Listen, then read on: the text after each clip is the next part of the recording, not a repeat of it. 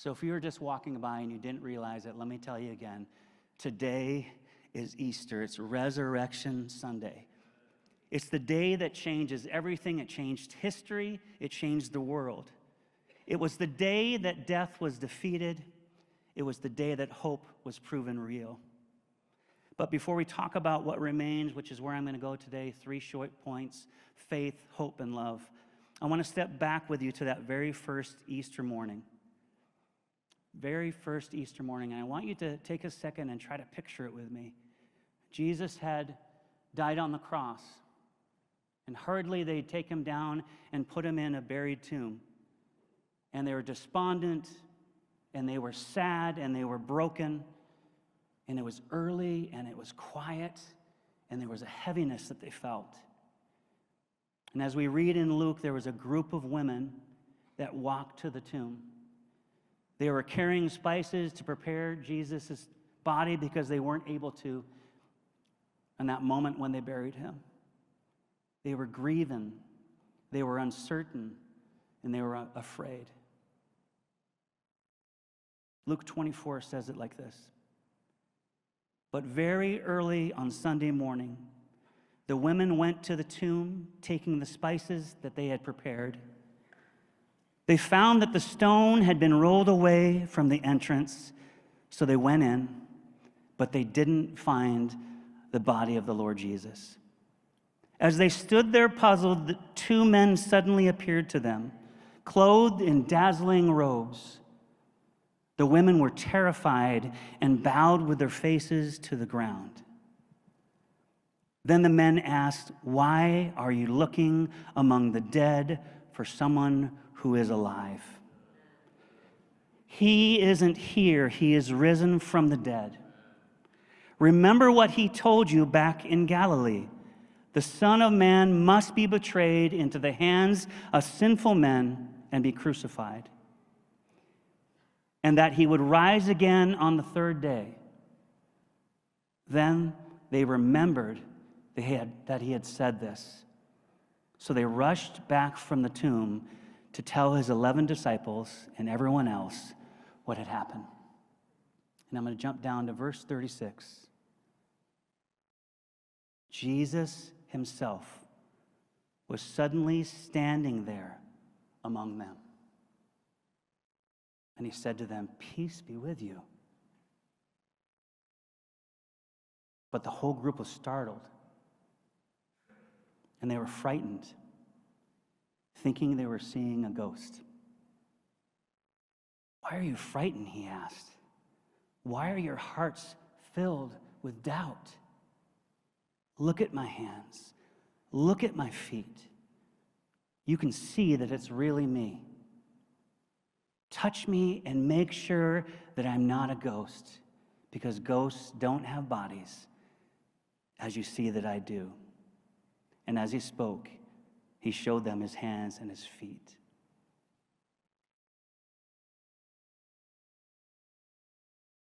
Why are you looking among the dead for someone who is alive? For me, that question sits right at the heart, right at the center of Easter. Because you and I still do this. We find ourselves living this way. We look for life in places that cannot give it. We look for hope in things that cannot hold it. But Jesus is alive. And because he is alive, we see what actually remains. Paul writes in 1 Corinthians 13 to a church chasing what looked powerful. They were comparing themselves to each other. They were competing to see who was highest among them. They were measuring significance by the spiritual gifts that were active in their lives. Who among them spoke in tongues? Who prophesied? And as we read in Corinthians, Paul, he interrupts them. And he says there's a more excellent way. He says that gifts are temporary. But he said 3 things remain. And that's what we're going to look at today: faith, hope, and love. And the greatest of these is love. And so this morning, the lens that I'd love for us to put on is that which remains. The things that remain beyond what we didn't think was possible. Not what impresses, not what fades, but what lasts. So first I want to look at what faith that remains. So for me, when I think of faith, there's so many ways that I can describe it to you this morning. But because I want the baptisms to be the crux and the most time we spend today, I want to say this to you. Faith carries us until we see him. It's trust. It's trust in what we can't see yet. Hebrews 11:1 says it like this: it's substance of what we hope for, the evidence of what we cannot see. Think about the disciples. They were terrified, they were confused, they were hiding behind locked doors. They hadn't seen the full picture yet. They had heard the stories, they had heard the promises, they had even read the prophecies. But faith carried them. They held on to Jesus even when they thought he wasn't there, before they fully understood everything about him. I have 3 daughters who long have since learned how to ride bikes. I remember one of them trying to ride a bike and not knowing where the brake was and plummeting down the hill into a sticker bush. Those are scary moments.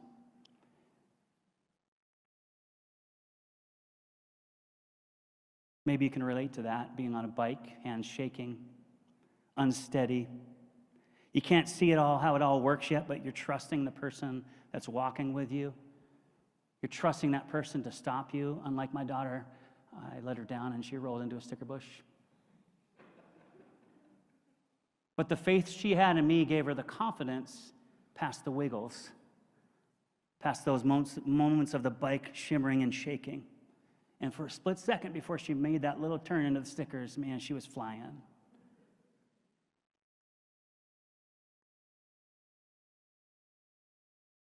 Faith carries them until they can see. I talk to people a lot about faith. And faith for many of us has become a destination. It's become our stopping point. It's become the crux of where we feel we need to be in life. But faith really is a start of the journey, the path that we're on. To know Jesus more, to find true forgiveness, to be free of the things that hold us down. It's the faith that we step in to start that journey. It's not the destination, but it gets us going. It steadies us in those uncertain moments. It steadies us as we're traveling through those things that don't make sense. It steadies us when we're trying to have our way. It steadies us when we still want to control. And on Easter, faith meets evidence. The stones rolled away. The tomb is empty. Faith stands alive. Faith carries us until we see him again. Secondly, I want to talk about hope. The hope that remains. Hope gives us a future death cannot steal. Most of the people that I share the gospel with or spend time with, it's hope that's dashed in their life, and they no longer want to either pursue Christianity or relationship, some even life. Hope is so powerful. Hope can change every situation, even in the most bleak places. Hope is confidence in what God will do in our life. Not wishful thinking, not denial. Hope is rooted in the promises of God. And the resurrection proves that hope is real. Faith trusts God today. Hope looks ahead to what is coming. And Easter changes everything about the future. What Jesus did changes everything about your future, your life, where you are. And the invitation of Easter is for you to understand that and grasp that. And one of the most amazing things about Jesus is the stirrings that we feel to be closer to him aren't rooted just in ourselves. They're him drawing us unto himself. So even you coming to church and being here on Easter Sunday morning is a stirring and a drawing and a revisiting of the hope that he brings to the world. Hope not like the world that's conditional and fades, but hope that remains. Life from death.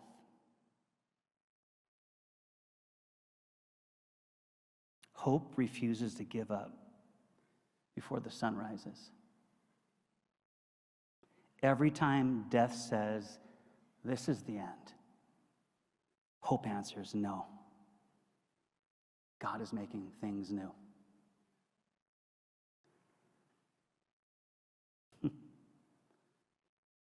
Hope gives courage to the weary, peace to the anxious, and joy to the broken.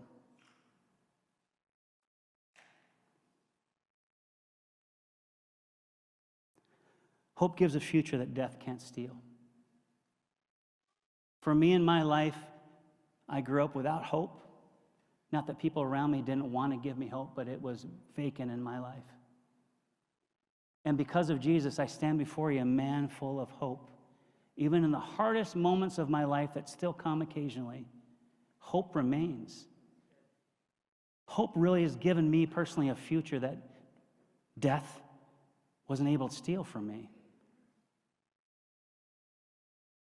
And thirdly, I want to talk to you this morning about love remaining. For me, love is the victory that never ends. Love remains, love is, and now the greatest of these is love.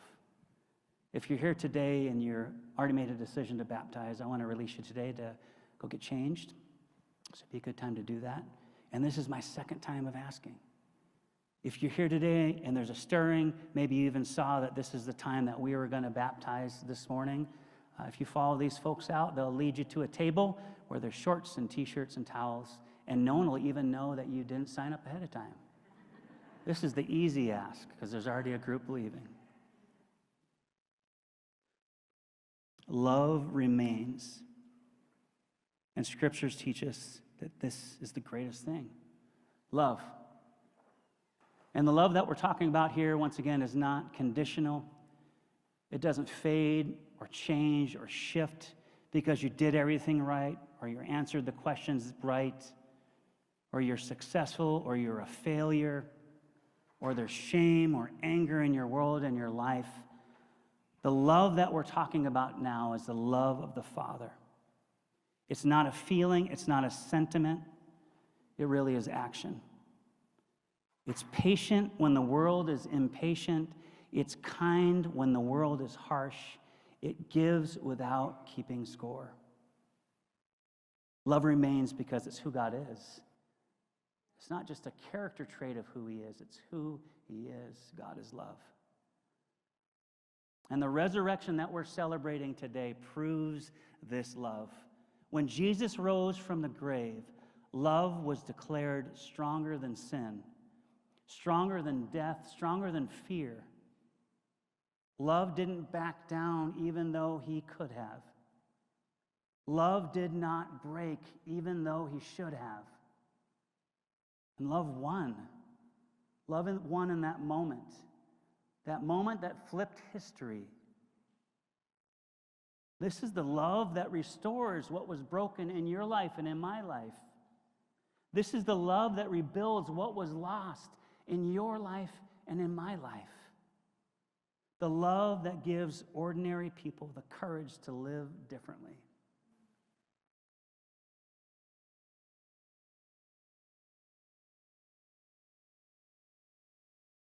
And as God, through his Son, Jesus, draws near to us, this love is no longer distant. It's accessible. It's a constant invitation for you to allow him to draw to those spaces with you. And it's deeply personal. As we read just a minute ago in Luke 24, the disciples of Jesus went to him, and they saw that he was not there, that he was risen. It wasn't angels telling them, hey, take our word for it. I know you knew this was going to happen, so just believe us. It happened. Jesus does something real and personal to each of us, where he shows that this really happened. Faith saw the impossible, hope was fulfilled, and love won.